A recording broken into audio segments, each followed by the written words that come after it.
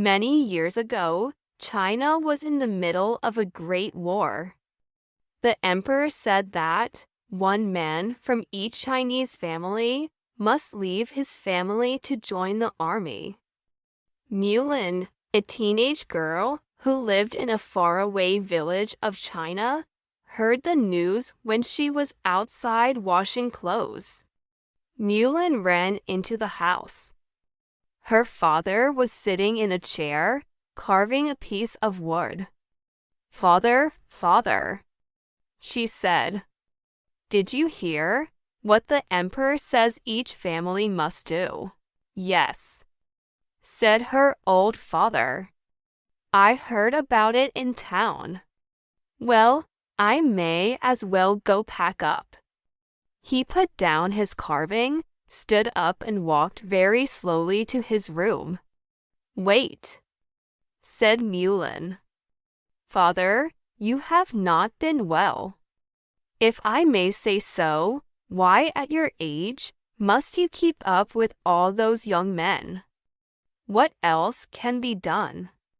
Said her father. "Your brother is a child. He cannot go."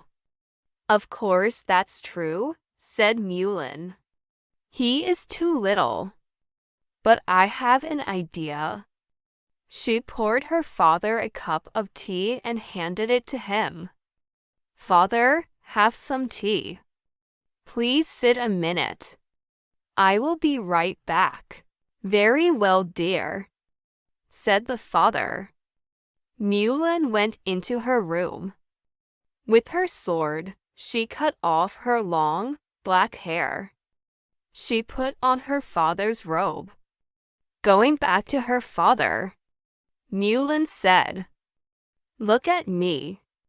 I am your son now. I will go in your place.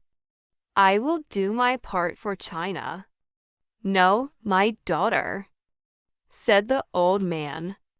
"You cannot do this."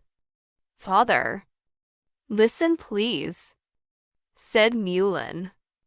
"For years, you trained me in Kung Fu. You showed me how to use a sword." Mulan swung the sword back and forth with might. "Only so that you could stay safe," said her father. "I never meant for you to go to war. If they find out you are a woman, you know as well as I do that you will die." "No one will find out, father," said Mulan. She picked up her sword. "Mulan," said the father. He tried to get up, but had to hold onto his chair. The daughter kissed him goodbye. "I love you, father," she said. "Take care of yourself. Tell my brother I said goodbye." She climbed on a family horse. And off she went to join the emperor's army. In the army, Mulan proved to be a brave soldier.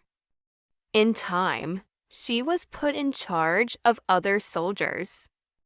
Her battles went so well that she was put in charge of more soldiers. Her battles kept on going well. After a few years, Mulan was given the top job. She would be general of the entire army. Not long after that, a very bad fever swept through the army.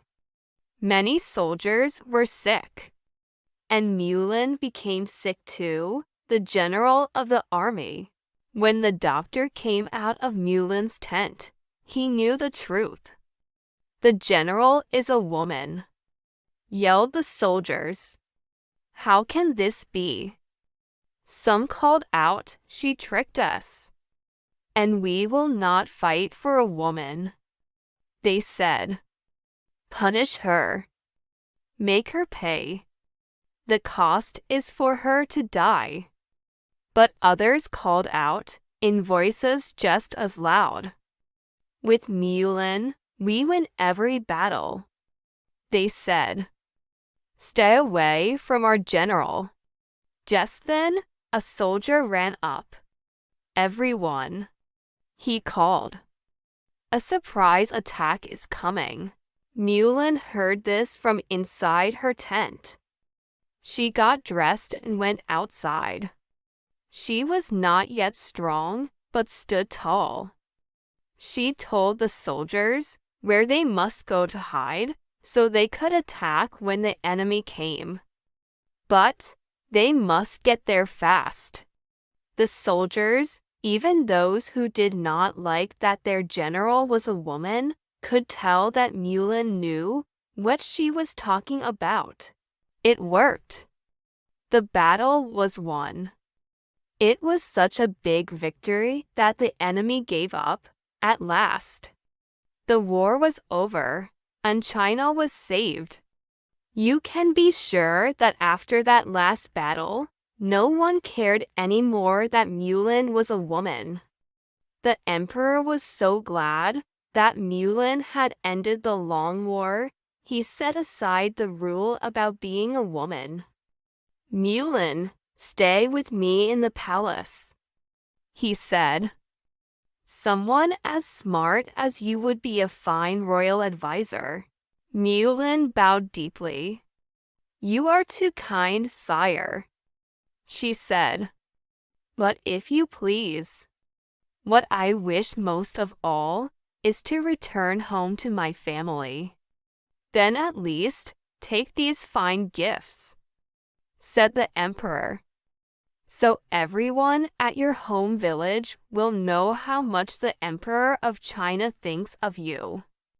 Mulan returned to her village with 6 fine horses and 6 fine swords. Everyone cheered that she was safe. The person who had saved China was their very own Mulan.